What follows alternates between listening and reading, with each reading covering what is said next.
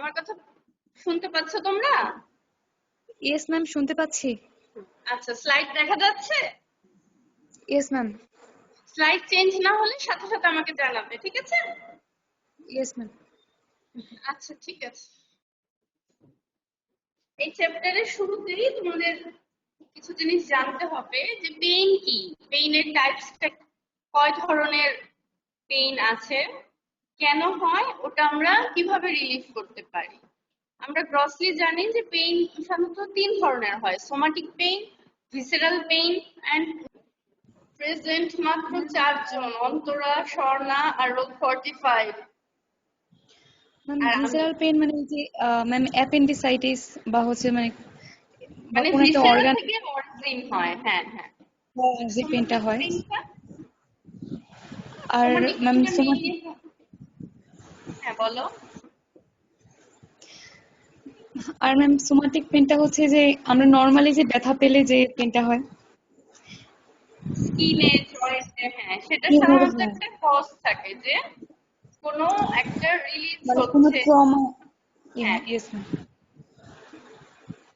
ঠিক আছে। Neuropathic pain হলো যখন নার্ভ ড্যামেজের কারণে বা নার্ভ প্রেশারের কারণে পেইন হয়, সেটা হলো নিউরোপ্যাথিক পেইন। এটা ইয়েস ম্যাম। ইম্পর্টেন্ট, কারণ হলো পরীক্ষায় জিজ্ঞেস করবে যে সোমাটিক পেইনে তুমি কি ধরনের অ্যানালজেসিক ব্যবহার করবে আর ভিসেরাল পেইনে কি ধরনের অ্যাগনিস্ট এন্ড অ্যান্টাগনিস্ট। এগুলি কোত্থেকে আসে? প্রথমে যে প্রোটোটিপিক্যাল ড্রাগ, মানে ফার্স্ট ডিসকভার্ড যে ড্রাগ, সেটা হলো মরফিন। মরফিন আসে প্যাপাভার সমনিফেরাম নামক একটা প্ল্যান্ট থেকে। ওই প্ল্যান্টের যে সিড, ওটাকে বলে পপি সিড। ওই পপি সিডটাকে তুমি যদি একটা ইনসিশন দাও, ওইখান থেকে একটা ফ্রুট এক্সট্রাক্ট বের হয়। ওই এক্সট্রাক্টটাকে বলে অপিয়াম। ওই অপিয়াম থেকে প্রথমে মরফিন নামক একটা ন্যাচারাল অ্যালকালয়েড ডিসকভার করা হয়েছিল। তার মানে সোর্সটাকে প্যাপাভার সমনিফেরামের যে সিড, পপি সিড, ওটাকে যদি তুমি ইনসিশন দাও, একটা ক্রুড এক্সট্রাক্ট বের হবে যার নাম অপিয়াম।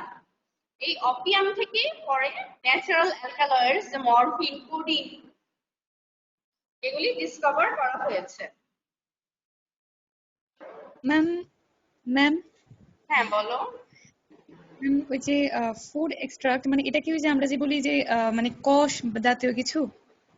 হ্যাঁ হ্যাঁ, তুমি ধরো কখনো রাবার গাছ বা ক্যাকটাস দেখেছো না অনেক, যে ওখানে যদি একটা তুমি ইয়েস ম্যাম। আঁচড় দাও একটা রস বের হয়, ওরকম। হ্যাঁ, ইয়েস ম্যাম।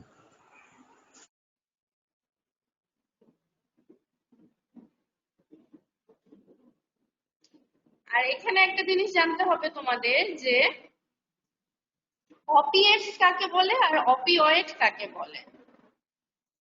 অপিয়েটস বলে যে সরাসরি এই অপিয়াম থেকে যে দুইটা ড্রাগ, যেমন মরফিন আর কোডিন, সরাসরি অপিয়াম থেকে আসে, স্টিল ন্যাচারাল সোর্স। মরফিনের সোর্সটা এখনো ন্যাচারাল, এগুলিকে বলে অপিয়েট।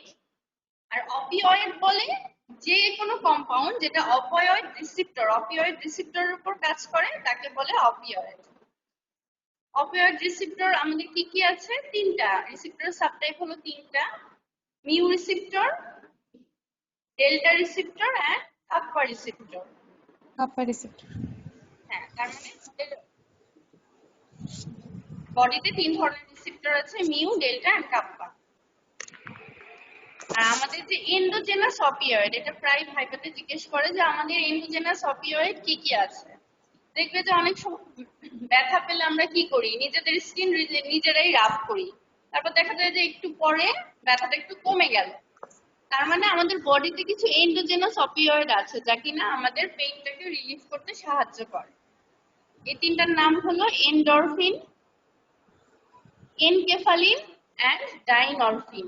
এই 3টার নাম মনে রাখবে। এন্ডোজেনাস অপিওয়েড কি কি আছে আমাদের: এন্ডরফিন, এনকেফালিন এন্ড ডাইনরফিন। আর অপিওয়েড রিসেপ্টর হলো মিউ, ডেল্টা, কাপ্পা। এখন দেখো এখানে একটা, 3টারই ফাংশন মোটামুটি একই, কিন্তু মিউ এর একটা স্পেশাল ইফেক্ট দেখো, সিডেশন করে এবং ইনহিবিশন অফ রেসপিরেশন। এটা কিন্তু ডেল্টা বা কাপ্পার অ্যাগনিস্টরা করবে না। মিউ এর যে স্ট্রং অ্যাগনিস্ট, ওই স্ট্রং অ্যাগনিস্টের একটা স্পেশাল প্রপার্টি হবে যে ওটা সিডেটিভ হবে আর রেসপিরেশনটাকে, রেসপিরেটরি সেন্টারকে ইনহিবিট করবে, যার কারণে রেসপিরেটরি ডিপ্রেশন হবে। এটা হলো মিউ এর সাথে ডেল্টা আর কাপ্পার ডিফারেন্স। ম্যাম এটা আবার একটু বলুন। দেখো এখানে যে রিসিপ্টর দেওয়া আর ফাংশন দেওয়া, ফাংশন Yes, ma'am. মিউ এর স্পেশাল দুইটা function, sedation and inhibition of respiration. এই দুইটা ফাংশন কিন্তু ডেল্টা বা কাপ্পা করবে না। তার মানে মিউ এর যে স্ট্রং অ্যাগনিস্ট গুলি ওগুলি হবে সিডেটিভ এবং তারা রেসপিরেটরি ডিপ্রেশন করবে। Yes, ma'am.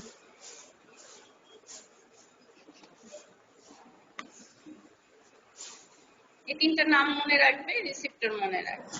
এখন আমরা আসি যে অপিওয়েড অ্যাগনিস্ট অ্যান্টাগনিস্ট কি কি আছে। স্ট্রং অপিওয়েড অ্যাগনিস্টের মধ্যে আছে, নামগুলি পড়বে কারণ প্রায় রিটেন পরীক্ষায় নামগুলি আসে, যে ক্লাসিফাই অপিওয়েড ড্রাগস। স্ট্রং অ্যাগনিস্টের মধ্যে আছে মরফিন, হাইড্রোমরফন, অক্সিমরফন, মিথাডন এন্ড মেপেরিডিন। মেপেরিডিনটা আমরা নরমালি যে প্যাথিডিন বলি ওটাই ইউএসএ তে মেপেরিডিন বলে। একই strong opioid agonist fentanyl, sufentanil, alfentanil, remifentanil and levorphanol. তাহলে কয়টা হলো? মোট 10টা অপিওয়েড অ্যাগনিস্টের নাম মনে রাখবে স্পেলিং সহ। আর এখানে দেখো যে প্রিভিয়াস স্লাইডে সবগুলির নামের শেষে আইএনই আছে। আইএনই মরফিন, আইএনই মানে এটা একটা অ্যালকালয়েড, যে কোনো অ্যালকালয়েডের নামের শেষে আইএনই সাফিক্স থাকে। ম্যাম এখানে তো শুধু দুইটা আছে, IN। হ্যাঁ, এটা হলো ন্যাচারাল অ্যালকালয়েড, আর এগুলি কিন্তু ন্যাচারাল শুধু দুইটা, মরফিন এবং কোডিন, আর বাকিগুলি এগুলি থেকে কেমিক্যালি সিনথেসিস করা হয়। ম্যাম মানে বাকিগুলো কি অ্যালকালয়েড? বাকিগুলো hydromorphone. Alkaloid but not natural, they are chemically synthesis from morphine or codeine. Ma'am ওগুলোর যে মানে সাফিক্স সেগুলোতে তো ম্যাম ও হ্যাঁ, এন সেগুলি ই। চেঞ্জ হয়। হ্যাঁ, সেগুলিও যে ওরা যেহেতু কেমিক্যাল স্ট্রাকচার অ্যাড করা হয়, ওই কেমিক্যাল স্ট্রাকচার ধরো এক একটার এক এক ধরনের নিউক্লিয়াস থাকে, ওই নিউক্লিয়াস অনুযায়ী তখন সাফিক্সটা চেঞ্জ হয়ে যায়। Yes ma'am.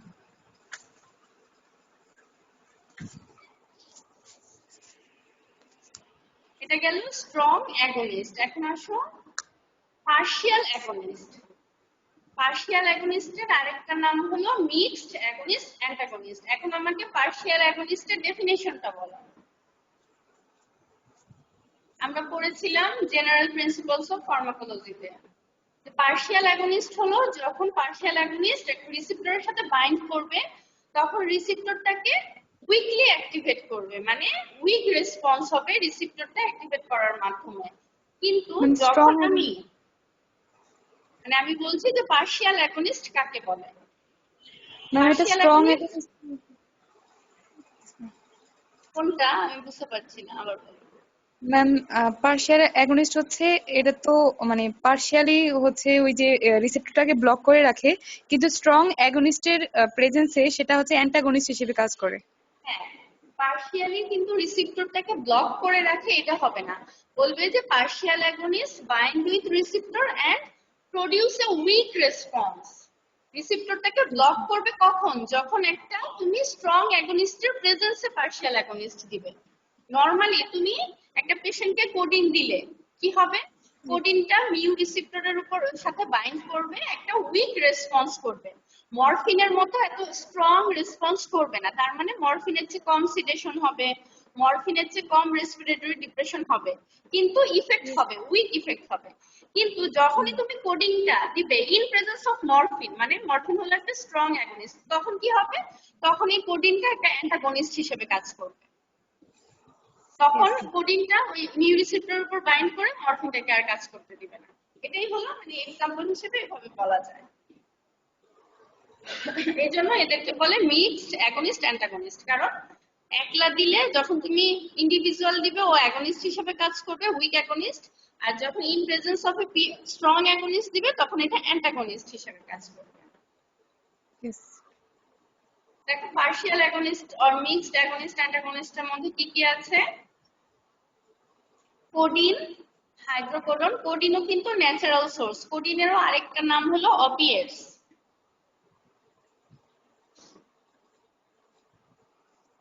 এটাকে বলে অপিয়েটস। একটা কোডিন আর একটা হলো মরফিন। ন্যাচারাল অপিয়াম থেকে আসে তাই অপিয়েটস বলে। Codeine, hydrocodone, pentazocine, buprenorphine and nalbuphine. নামগুলি মনে রাখবে, কোডিন, হাইড্রোকোডন, পেন্টাজোসিন, বিউপ্রিনরফিন এন্ড ন্যালবিউফিন। এগুলি হলো মিক্সড অ্যাগনিস্ট অ্যান্টাগনিস্ট। ম্যাম তাহলে ওপিওয়েডসটা কি? অপিওয়েডস হলো যে সব কম্পাউন্ড, সেটা ন্যাচারাল হোক আর সিনথেটিক হোক, অপিওয়েড রিসিপ্টরের সাথে বাইন্ড করে রিসিপ্টরকে অ্যাক্টিভেট করবে, তাকেই বলে অপিওয়েডস। এই যে অপিওয়েড যে রিসিপ্টরগুলি, এর সাথে এই রিসিপ্টরের নাম কি? অপিওয়েড। Yes, এই ma'am. রিসিপ্টরের সাথে যারাই বাইন্ড করবে তাদেরকেই অপিওয়েড বলবে। সেটা মরফিন হোক, মানে ন্যাচারাল হোক আর সিনথেটিক হোক, প্যাথিডিন হোক, মরফিন হোক, যাই হোক, অপিওয়েড রিসিপ্টরকে অ্যাক্টিভেট করলেই ওটাকে বলে অপিওয়েড। আর আর অপিয়েটস শুধু বলে যে ন্যাচারাল হ্যাঁ ন্যাচারাল ইয়েস। হ্যাঁ, আর ম্যাম যেহেতু শুধু এটা ন্যাচারাল ন্যাচারাল, গুলোকে অপিওয়েডস বলবো। হ্যাঁ ন্যাচারাল গুলোকে অপিয়েটস বলে, কারণ এটা অপিয়াম থেকে সরাসরি আসে তাই। Yes, ma'am. এটা মাঝে মাঝে পরীক্ষায় ধরে যে অপিয়েটস আর অপিওয়েডের মধ্যে পার্থক্যটা বলো। তখন বলবে যে মরফিন আর কোডিন যেহেতু ন্যাচারাল সোর্স, অপিয়াম থেকে আসে, এই জন্য এদেরকে বলে অপিয়েটস। আর any other compound that activate the opioid receptor, they are called opioid. এখন আসো অপিওয়েড অ্যান্টাগনিস্ট তিনটা, ন্যালোক্সন, ন্যালট্রিক্সেন এন্ড ন্যালমেফিন। ন্যালোক্সেনটা ব্যবহার করা হয় যখন অ্যাকিউট ওভারডোজ হয়।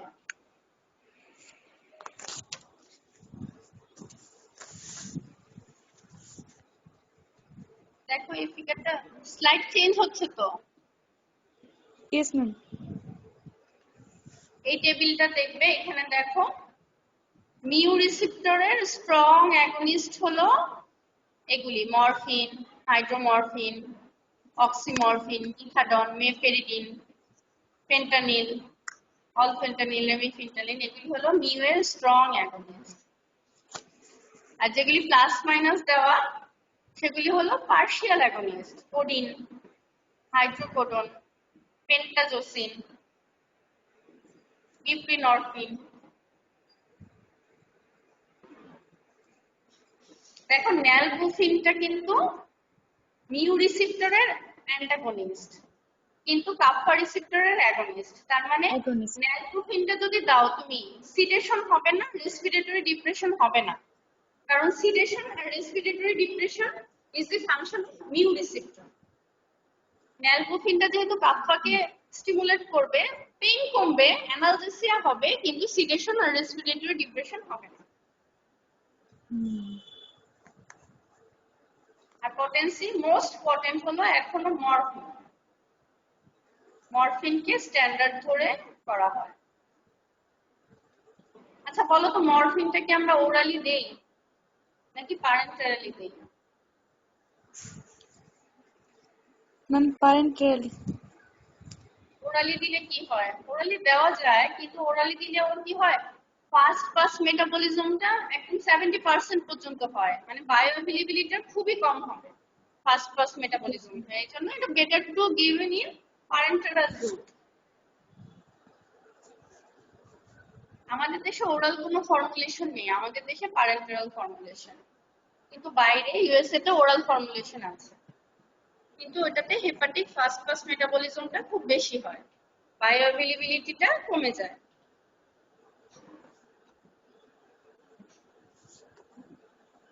ফার্মাকোকাইনেটিক প্রপার্টিটা কিছুটা পড়ে নিবে, যেমন মেটাবলিজম হয়ে মরফিন কি হয়, প্রথমে কি হয়, মরফিন 3 বায়োট্রান্সফরমেশনে পড়েছিলে। মরফিন দুইটা মেটাবোলাইটস হয়, একটা মরফিন 3 গ্লুকুরোনাইড, একটা মরফিন 6 গ্লুকুরোনাইড।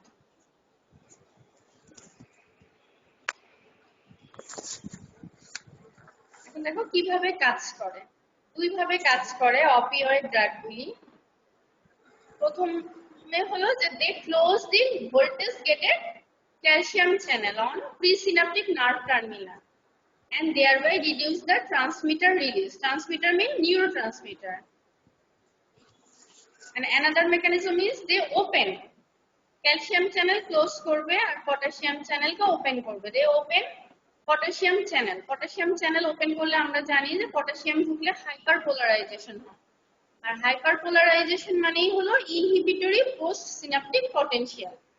এটা কোথায় করবে? Post synaptic neuron. সিনাপসের প্রি সিনাপটিকে করবে যে ক্যালসিয়াম চ্যানেলটাকে ব্লক করবে আর পোস্ট সিনাপটিকে পটাশিয়াম চ্যানেলটাকে ওপেন করে দিবে, যার কারণে হাইপারপোলারাইজেশন হয়ে ইনহিবিটরি পোস্ট সিনাপটিক পটেনশিয়াল হবে।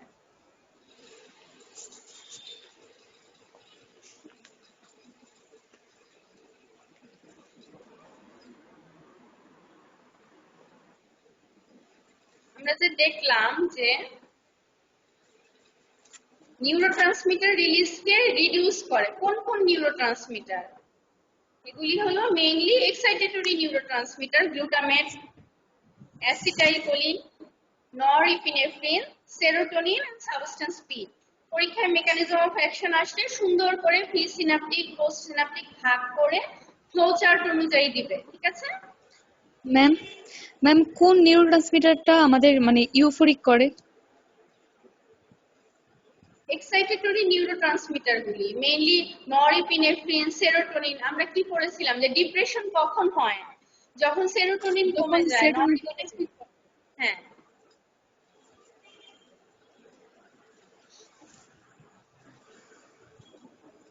তার মানে এই নিউরোট্রান্সমিটার গুলিকে রিলিজ কমাবে, presynaptic action that decrease the neurotransmitter release. Glutamate, glutamate হলো main excitatory neurotransmitter of the CNS. হ্যাঁ বলো। ম্যাম ইউফোরিক ইউফোরিক মানে কি শুধু কি হাসা না হ্যাপিনেস থাকা মানে হ্যাপি থাকা? না না, শুধু হাসা না, মানে ওর একটা প্লিজেন্ট সেন্সেশন হবে, কোনো অ্যাংজাইটি থাকবে না, মানে খুব ভালো বোধ করবে, কোনো মানে চিন্তা ভাবনা নেই। এই জন্য অ্যাবিউজ তো এই কারণেই হয়, ড্রাগ অ্যাবিউজ এই ইউফোরিয়ার জন্য, যে তাদের একটা ফ্লোটিং সেন্সেশন হয়, ভালো লাগার একটা বোধ সবসময় কাজ করে, অ্যাংজাইটিটা কমে যায়, এটাকেই বলে ইউফোরিয়া। Yes ma'am.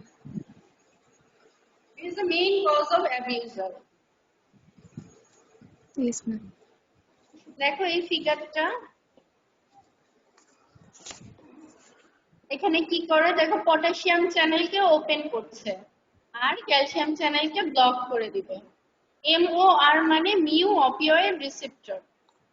গ্লুটামেটের তিনটা রিসেপ্টর, KA, AMPA আর NMDA।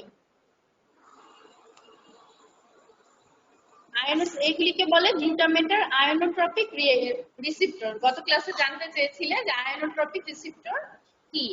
আয়োনোট্রপিক রিসেপ্টর মানে যে রিসেপ্টর গুলো আয়ন চ্যানেলকে ওপেন করে কাজ করে।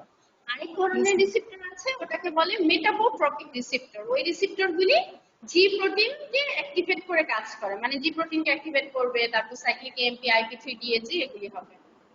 গ্লুটামেটের আয়োনোট্রপিক রিসেপ্টর এই তিনটা।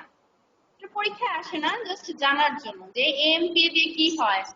Alpha amino 3 hydroxy 5 methyl isoxazole 4 propionic acid PA। আর KA দিয়ে হয় কাইনিক অ্যাসিড, NM দিয়ে হয় N মিথাইল ডিএসপার্টেট। এই NMDA রিসেপ্টরটা মনে রাখতে হবে, কারণ আমরা যখন অ্যানেস্থেটিক্স গুলি পড়বো দেখবো যে এই NMDA রিসেপ্টরকে ব্লক করে কিছু কিছু অ্যানেস্থেটিক্স কাজ করে, যেমন কেটামিন। এটা আমরা পরে পড়বো। এই রিসেপ্টরগুলি জাস্ট দেখে রাখার জন্য। এখন আসো প্রিসিনাপটিক আর পোস্ট সিনাপটিকের মেইন ভাগগুলি কি। প্রিসিনাপটিকে তিনটা রিসেপ্টরের উপরেই কাজ করবে, মিউ, ডেল্টা, আলফা। পোস্ট সিনাপটিকে অনলি মিউ রিসেপ্টরের উপর কাজ করবে।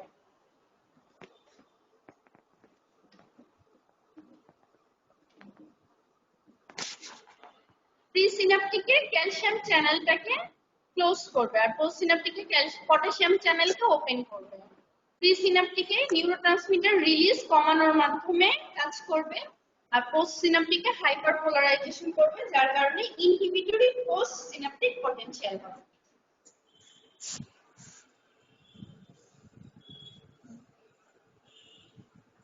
এটা ডিফারেন্সটা মনে রাখার জন্য, পরীক্ষার সময় অনেক সময় ভুলে যাও যে প্রিসিনাপটিকে কোন রিসেপ্টর, পোস্ট সিনাপটিকে কোন রিসেপ্টর। প্রিসিনাপটিকে ক্যালসিয়াম চ্যানেল, পোস্টসিনাপটিকে পটাশিয়াম চ্যানেল। প্রিসিনাপটিকে কাজ করবে নিউরোট্রান্সমিটার, এক্সাইটেটরি নিউরোট্রান্সমিটার রিলিজকে কমাবে, আর পোস্টসিনাপটিকে হাইপার পোলারাইজেশন করবে। Inhibitory post synaptic potential.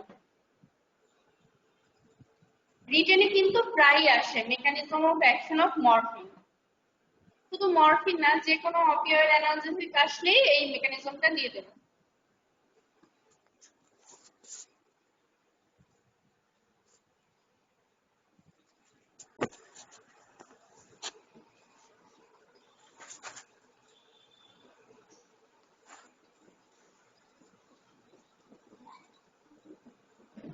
Now the organ system effects of morphine and its surrogates. Surrogates মানে morphine like compound।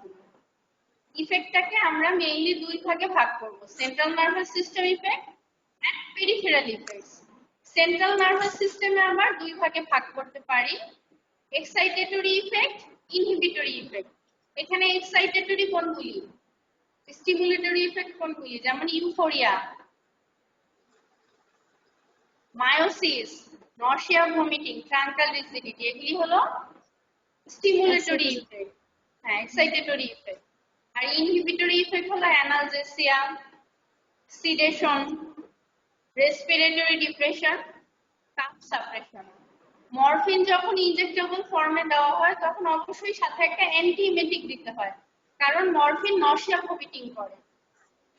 মেইনলি তো আমরা পোস্ট অপারেটিভ পেশেন্টকে দেই, অপারেশনের পরে ব্যথা কমানোর জন্য প্রি অ্যানেস্থেটিক মেডিকেশন হিসেবেও দেই। তখন অবশ্যই মরফিন বা প্যাথেডিনের সাথে একটা অ্যান্টিএমেটিক দেওয়া হয়, কারণ এটা নশিয়া ভমিটিং করে।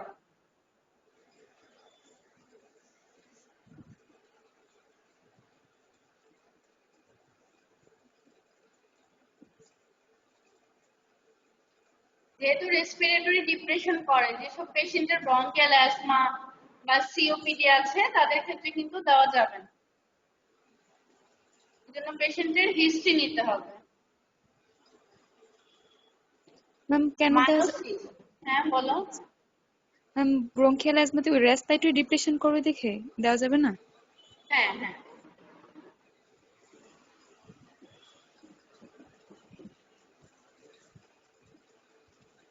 পেরিফেরাল ইফেক্টের মধ্যে দেখো কার্ডিওভাস্কুলার সিস্টেমে কি করে, মেইনলি খুব একটা ইফেক্ট করে না, কিন্তু যেটা প্যাথেডিন হিসেবে আমরা ইউজ করি, প্যাথেডিনের একটা অ্যান্টি মাস্কারেনিক অ্যাকশন আছে, যার কারণে এটা ট্যাকিকার্ডিয়া করে। এটা এমসিকিউ তে এসেছিল একবার, যে প্যাথেডিন কি ট্যাকিকার্ডিয়া করে নাকি ব্র্যাডিকার্ডিয়া। ট্যাকিকার্ডিয়া করে, কেন করে? কারণ এর একটা অ্যান্টি মাস্কারেনিক ইফেক্ট আছে, that means atropine like effect. আর হাইপোটেনশন করে, খুব একটা যে প্রোনাউন্স হাইপোটেনশন তা না, হাইপোটেনশনটা হয় mainly due to release of histamine. Morphine histamine release করে, এজন্য হাইপোটেনশন হতে পারে। আর্টিকেরিয়া হয়, ইচিং হয় এই হিস্টামিনের জন্য।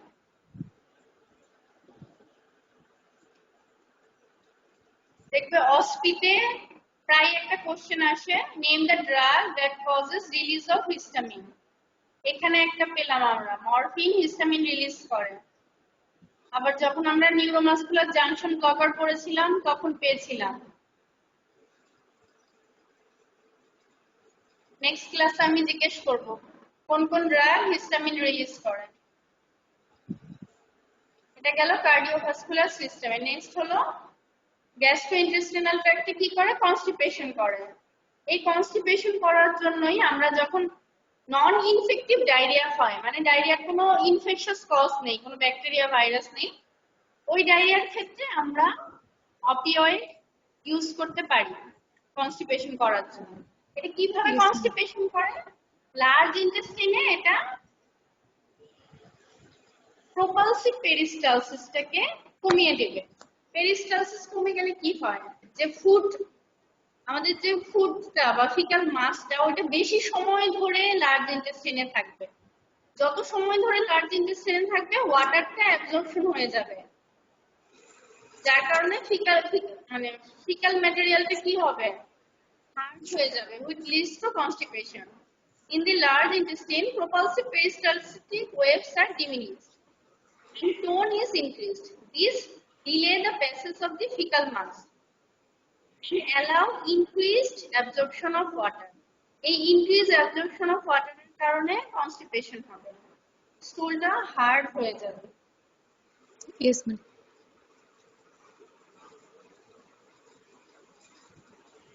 নেক্সট হলো biliary tract। biliary tract কি করবে? মাসেল কন্ট্রাকশন করবে biliary স্মুথ মাসেলকে, এজন্য biliary colic হবে।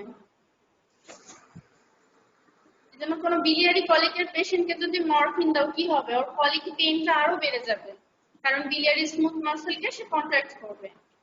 sphincter of OD কেও কনস্ট্রিক্ট করে, resulting in reflux of biliary and pancreatic secretion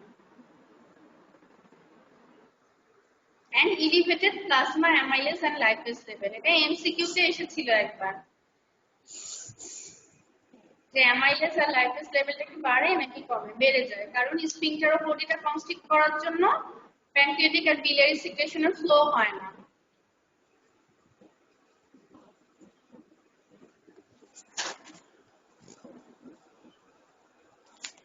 renal function is depressed, মানে ব্লাড ফ্লোটা কমাবে।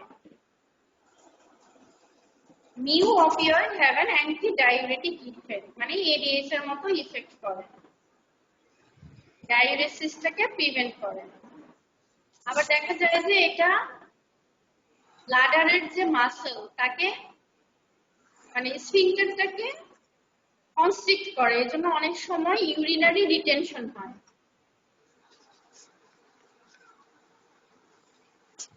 ইউটেরাসে কি করে? ম্যাম যে কোনো মানে ইউরিনারি রিটেনশনকে কি আমরা ওই যে অ্যাটনিক ব্লাডার বলতে পারি? না না, যে কোনো ইউরিনারি রিটেনশনকে অ্যাটনিক ব্লাডার বলা যায় না। অ্যাটনিক বলতে বোঝায় যে যখন মাসলটা আর কন্ট্রাক্ট করবে না, অ্যাটনি মানে মাসলে কোনো টোন থাকবে না। টোন থাকবে না। আর ইউরিনারি রিটেনশন সাধারণত হয় যখন মানে স্ফিংক্টারটা কোনো কারণে ক্লোজ হয়ে যায়। আরো অনেক কারণ আছে, যেমন প্রোস্টেটিক এনলার্জমেন্ট হলে। Yes ma'am.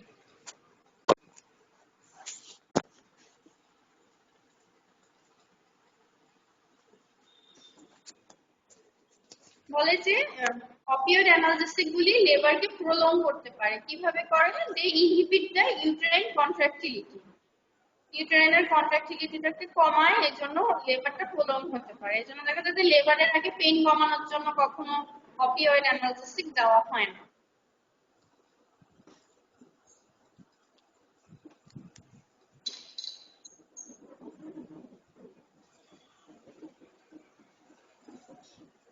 এন্ডোক্রাইন কি ইফেক্ট করে?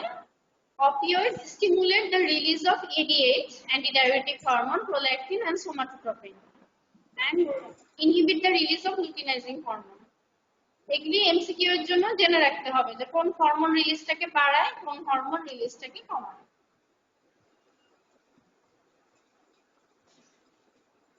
যেহেতু আমরা পোস্ট অপারেটিভ পেশেন্টে একবারই দিব, বারবার তো দিব না, কারণ এই ইফেক্টগুলি খুব একটা প্রোনাউন্স হবে না। যখন ক্রনিক ইউজ হয় তখনই এই ইফেক্টগুলি প্রোনাউন্স হয়, মানে বোঝা যায়। প্লুরাইটিস করবে, প্লুরাইটিসের একটা মেইন কজ হলো হিস্টামিন রিলিজ করে।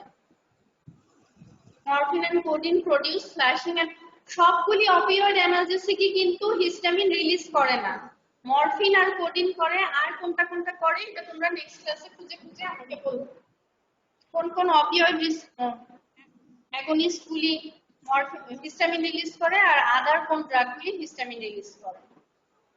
একটা তো বলেই দিলাম নিউরোমাসকুলার জাংশন ব্লকার, ওর মধ্যে কোনগুলি করে। এটা কিন্তু অস্পিতে আসে, তার মানে কি কি হবে? আর্টিকেরিয়া হবে, ইচিং হবে ডিউ টু হিস্টামিন রিলিজ। এখন আসো clinical uses of opioid analgesic. যেহেতু অ্যানালজেসিয়ার জন্য তো দিবই। কি কি ধরনের পেইন? ভিসেরাল পেইনে মেইনলি দেই আমরা, অ্যাকুট এমআইতে দেই। ক্রনিক পেইন যেমন ক্যান্সার পেইন, টার্মিনাল ইলনেস মানে পেশেন্টের বেঁচে থাকার আর সম্ভাবনা নেই, এজন্য মানে সে পেশেন্টকে দেওয়া হয় পেইনটাকে রিলিফ করার জন্য, এটাকে বলে টার্মিনাল ইলনেস। ম্যাম কাফের স্লাইডটা কি ক্ষেত্রে চেঞ্জ হয়েছে? চেঞ্জ হয়নি স্লাইড? ম্যাম চেঞ্জ হয়েছে হয়েছে হয়েছে। ম্যাম আপনি কি ওই যে অ্যানালজেসিয়ার আন্ডারে ওইগুলো বলছিলেন, এই যে হ্যাঁ হ্যাঁ, মায়োকার্ডিয়াল ইনফার্কশন? আচ্ছা ঠিক আছে। মায়োকার্ডিয়াল ইনফেকশন, যে কোনো অ্যাকিউট ভিসেরাল পেইন, অ্যাকিউট প্যানক্রিয়াটাইটিসে দিতে পারি। তারপর ক্যান্সার পেইন আর টার্মিনাল ইলনেসের কারণে যেসব পেইন হয় সেই পেইনে দেই। পোস্ট অপারেটিভ পেইন মানে অপারেশনের পরও দেওয়া হয়। কাফ, কাফে মানে ইন্ট্রাক্টেবল কাফ রিফ্লেক্সটাকে সাপ্রেস করার জন্য দিই।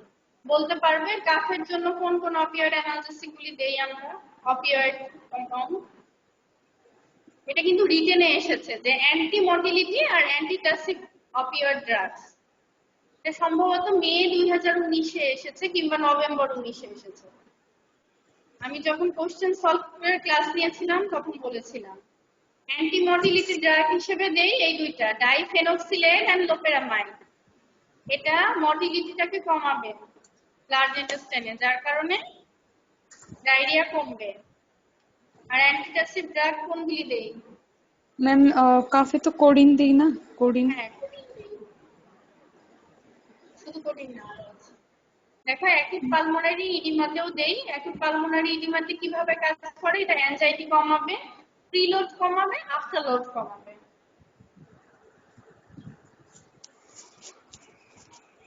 যখন ভেনাস ডাইলেটেশন হয় তখন প্রিলোড কমে, আর যখন আর্টারি ডাইলেটেশন হয় আফটার লোড কমে।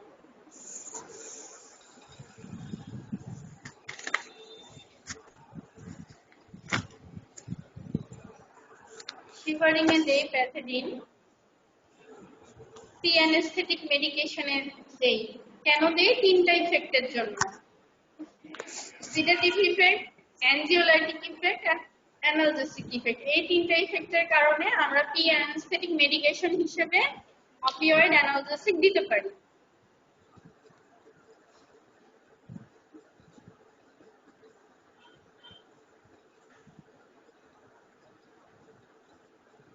এখন রিটেন কোশ্চেনে এসেছিল অ্যান্টিটাসিভ হিসেবে কি কি ব্যবহার করি? কোডিন করি, ডেক্সট্রোমিথরফান, লিভোপ্রোপোক্সিফেন এন্ড নোস্কাপেইন। মেইনলি এই দুইটা, ডেক্সট্রোমিথরফান এন্ড কোডিন। কিন্তু দেখা যায় যে কোডিন দিলে পর আবার অ্যাবিউজ পটেনশিয়াল হয়, পেশেন্ট বারবার খেতে চায়, ভালো লাগে তাই। এজন্য মেইনলি দেওয়া হয় ডেক্সট্রোমিথরফান। কিন্তু এই চারটা নামই পরীক্ষাতে লিখবে। এটা রিটেনে এসেছিল, রিটেনে আসছে এই চারটা নাম লিখবে। অ্যান্টিমটিলিটি ড্রাগ দুইটা, অ্যান্টিটাসিভ ড্রাগ হলো চারটা: ডেক্সট্রোমিথরফান, কোডিন, লিভোপ্রোপোক্সিফেন আর নোস্কাপেইন।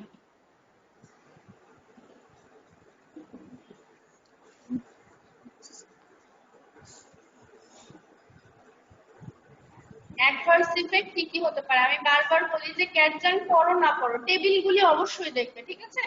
টেবিল দেখলে না অনেক সময় টেবিলটা সরাসরি তুলে দেয়।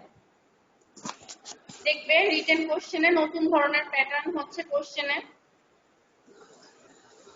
যেমন এসেছিল গ্লিসারল ট্রাইনাইট্রেটেড ডিটোরিয়াস ইফেক্ট, বেনিফিশিয়াল ইফেক্ট। এই টেবিলটা সরাসরি রিটেন কোশ্চেনে চলে এসেছিল।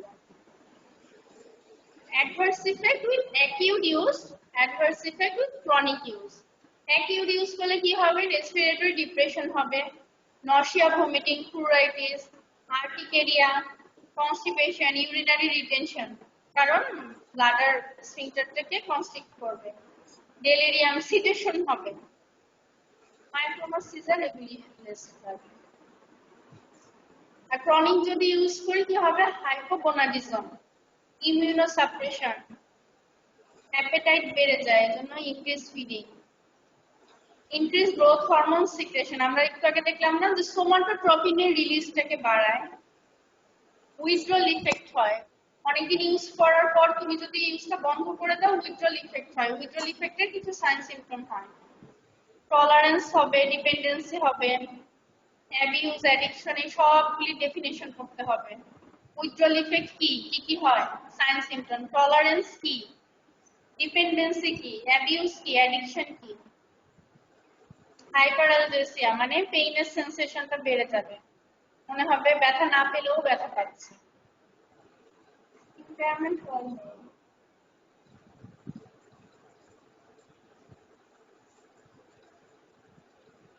এটা ইম্পর্টেন্ট কিন্তু adverse effect of opioid analgesic. Drug interaction, কোন কোন ড্রাগের সাথে আমরা দিতে পারবো না? সিডেটিভ হিপনোটিক্স এর সাথে দিতে পারবো না, কারণ সিডেটিভও সিএনএস কে ডিপ্রেস করবে, আবার অপিওয়েড অ্যানালজেসিকও করবে। অ্যান্টিসাইকোটিক এজেন্টের সাথে দিতে পারবো না, ইনক্রিজ সিডেশন হবে। আবার অ্যান্টিসাইকোটিক কিছু ড্রাগ আছে না, অ্যান্টিকোলিনার্জিক ইফেক্ট আছে, যেমন ক্লোরপ্রোমাজিন, ওর সাথে যদি তুমি আবার প্যাথিডিন দাও কি হবে? ডাবল ইফেক্ট হবে অ্যান্টিমায়াসিয়ারিক ইফেক্ট এবং আলফা ব্লকিং অ্যাকশন। মোনোঅ্যামাইন অক্সিডেজ ইনহিবিটরের সাথে দিতে পারবো না। কেন দিতে পারবো না? এটা কি করবে? সেরোটোনিন নরএপিনেফ্রিনের মেটাবলিজমটাকে কমাবে। আর অপিওয়েড আমরা কেন দেই? যাতে ওই নিউরোট্রান্সমিটারগুলি কমে যায়। তাহলে কি রিভার্স অ্যাকশন হয়ে যাবে না?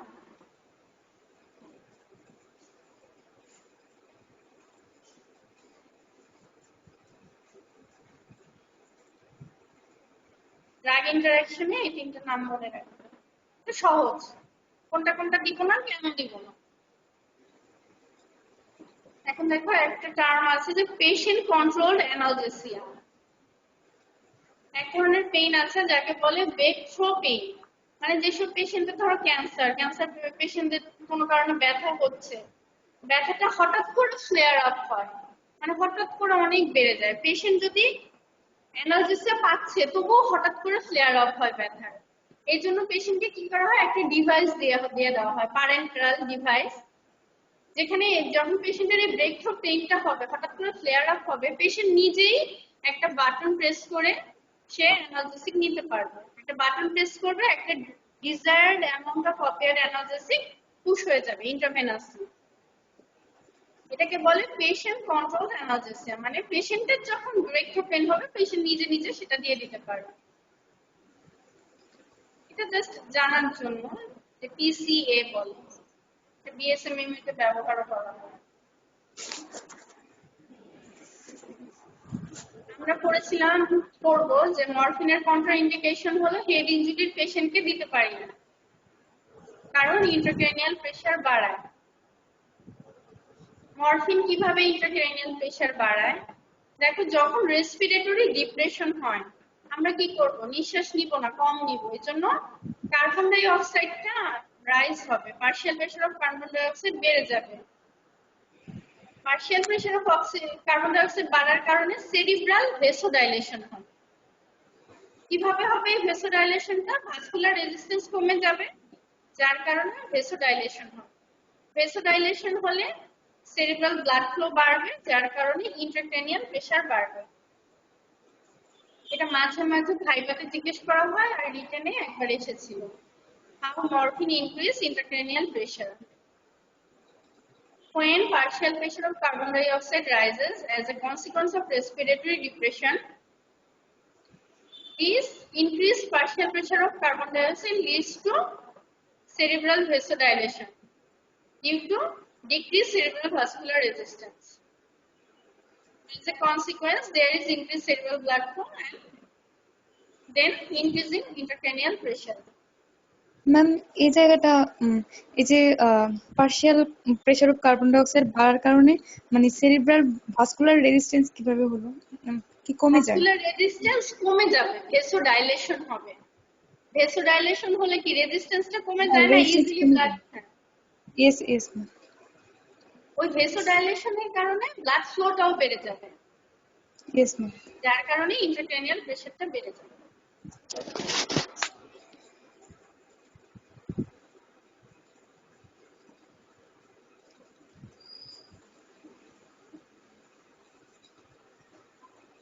আমরা পড়েছিলাম জেনারেল প্রিন্সিপালস যে টলারেন্স কাকে বলে। একটা ড্রাগ আমি যদি রিপিটেডলি দেই, ড্রাগের ইফেক্টটা কমে যাবে, তখন ডিজায়ার্ড ইফেক্ট পাওয়ার জন্য আমার কি করতে হবে? ড্রাগের ডোজটা বাড়াতে হবে। অপিয়েডেরও সেরকম টলারেন্স হয় যে রিপিটেডলি দিলে অ্যানালজেসিক ইফেক্টটা কমে যায়। এই টলারেন্স হওয়ার জন্য অন্তত 2 থেকে 3 সপ্তাহ frequent exposure পেতে হয় 2 to 3 weeks of frequent exposure to ordinary therapeutic dose এই therapeutic dose-টা ওটা যদি 2 থেকে 3 সপ্তাহ ধরে তুমি দাও দেখবে যে পেশেন্টের টলারেন্স ডেভেলপ করবে ওই ডোজে আর ব্যথা কমবে না যখন আমরা ক্রনিক পেইনের ক্ষেত্রে দেই তখনই টলারেন্সটা হয় ক্রনিক পেইন অ্যানালজেসিয়ার ক্ষেত্রে কিন্তু দুইটা ভাগ অ্যাকিউট পেইনে দিব অ্যাকিউট এমআই প্যানক্রিয়াটাইটিস আর ক্রনিক পেইন যেমন ক্যান্সার পেইন অথবা টার্মিনাল ইলনেসের কারণে পেইন হবে তখন দেখা যায় যে টলারেন্স ডেভেলপ করবে এখানে খুব ইম্পর্টেন্ট একটা এমসিকিউ কোশ্চেন আছে যে টলারেন্স কোন কোন ফার্মাকোলজিক্যাল ইফেক্টের ক্ষেত্রে টলারেন্স ডেভেলপ করে না এই তিনটা মায়োসিস কনস্টিপেশন আর কনভালশনে টলারেন্স ডেভেলপ করবে না মানে তুমি থেরাপিউটিক ডোজে যতদিনই দাও পেশেন্টের মায়োসিস হবেই এজন্য দেখবে যে যখন কোনো মানে অ্যাডিক্টেড পারসন অপিওয়েড অ্যাডিক্টেড পারসনের পিউপিলটা তুমি দেখবে যে পিউপিল কনস্ট্রিক্টেড মায়োসিস হয়ে আছে তার পিউপিলটা ছোট হয়ে আছে অ্যাডিক্টেড পারসনের পিউপিল দেখলেই তুমি অনেক সময় বুঝতে পারবে যে সে অ্যাডিক্টেড নাকি অ্যাডিক্টেড না কনস্টিপেশন ক্রনিক্যালি দিলে কনস্টিপেশন হবে পেশেন্টের আর কনভালশনও হতে পারে এখানে কখনো টলারেন্স ডেভেলপ করে না এটা এমসিকিউতে এসেছিল আর হাই টলারেন্স ডেভেলপ করে কোন কোন ইফেক্টে অ্যানালজেসিয়া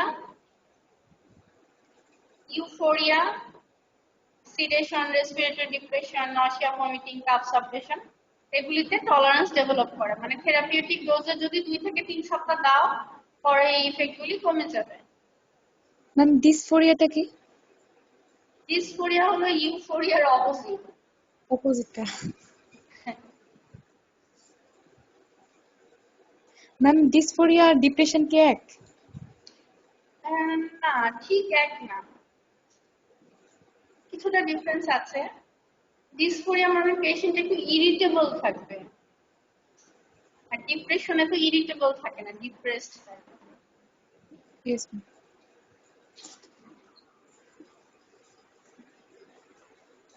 তার মানে একটা পেশেন্ট যদি অনেক দিন ধরে অ্যাবিউজ হচ্ছে অনেক দিন ধরে তাহলে তার সিডেশন হবে না আর অ্যানালজেসিক ইফেক্টটাও কমে যাবে নশিয়া ভমিটিংও হবে না শুধু এই তিনটা ইফেক্টে কোনো টলারেন্স ডেভেলপ করে না মায়োসিস অ্যাডিক্টেড পারসনের মায়োসিস থাকবে কনস্ট্রিক্টেড পিউপিল থাকবে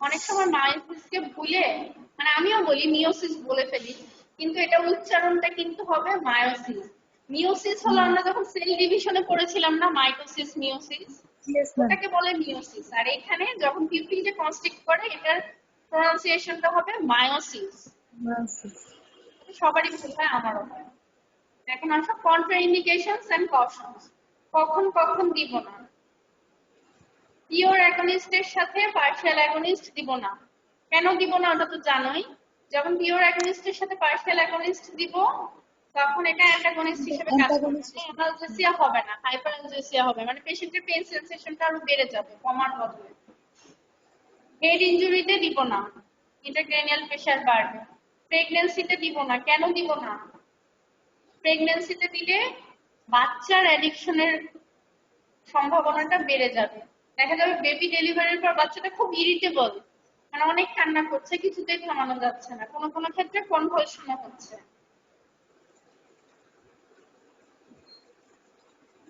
ইম্পেয়ার্ড পালমোনারি ফাংশন হলে দিব না কারণ রেসপিরেটরি ডিপ্রেশন করে হেপাটিক অথবা রেনাল ফাংশন যদি ইম্পেয়ার থাকে দিব না কারণ মেটাবলিজম হয় লিভার দিয়ে আর আমরা তো দেখলাম যে এটা রেনাল ফাংশনকে ডিক্রিজ করে মানে ডিপ্রেস করে তো যে পেশেন্টের রেনাল ফাংশন অলরেডি ডিপ্রেসড তাকে তুমি দিতে পারবে না এন্ডোক্রাইন ডিজিজ থাকলে দিব না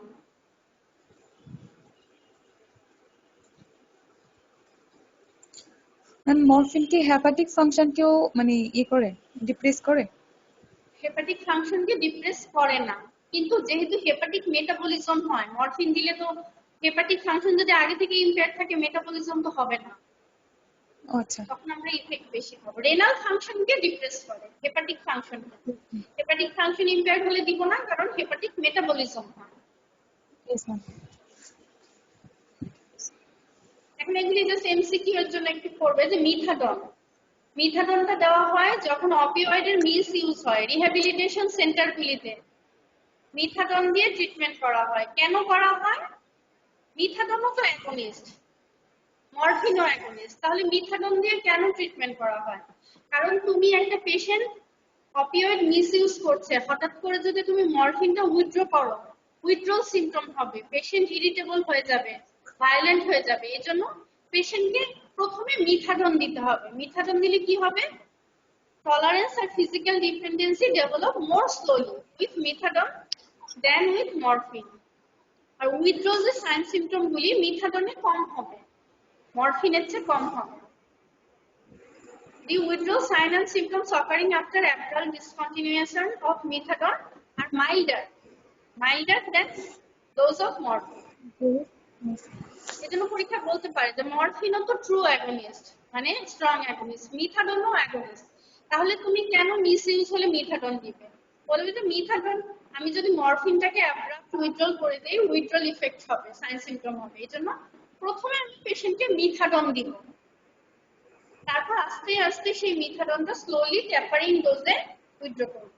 কারণ মিথাডনের উইথড্রল ইফেক্ট গুলি হবে mild than that of morphine. আরেকটা দেওয়া হয় বিপ্রিনরফিনও দেওয়া হয়। এটা ড্রাগ মনে রাখবে অপিওয়েড মিসইউজে দেওয়া হয়, রিহ্যাবিলিটেশন সেন্টারে এটি দিয়ে ট্রিট করা হয় অ্যাবিউজড পারসন, অ্যাডিক্টেড বা অ্যাবিউজড পারসন। ম্যাম আবার একটু বলেন আর কোন ড্রাগ? এই যে বিপ্রিনরফিন।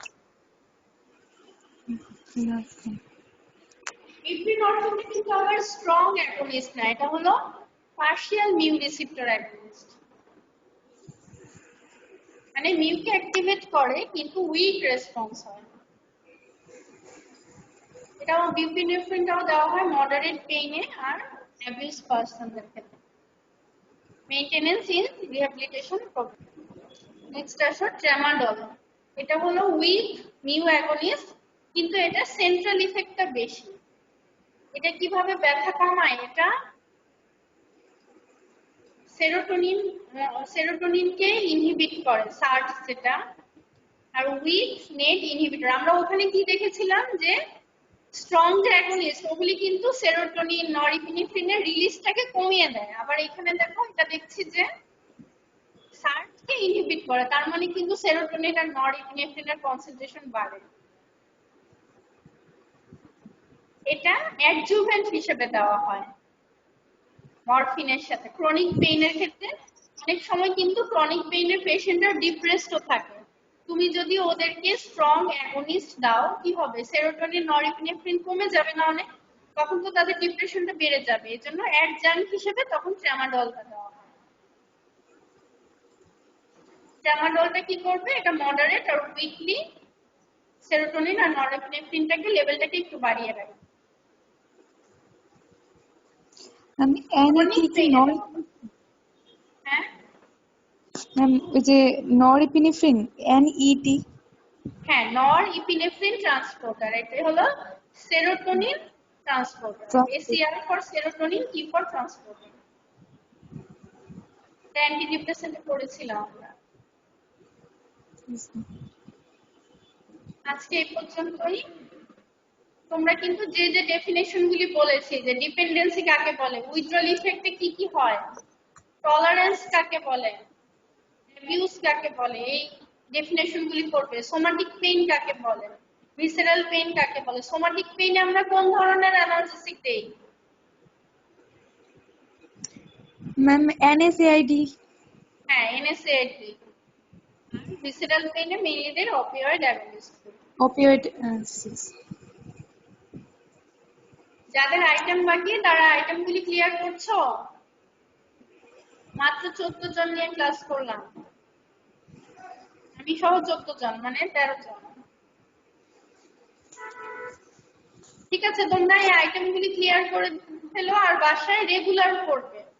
যদি রেগুলার 3 ঘন্টাও পড়ো, কিন্তু প্রতিদিন পড়বে। একদিন 5 ঘন্টা পড়ে আর 10 দিন পড়লাম না, সেরকম করে লেখাপড়া করো না।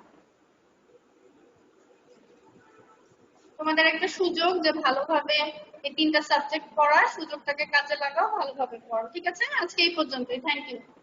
আল্লাহ হাফিজ।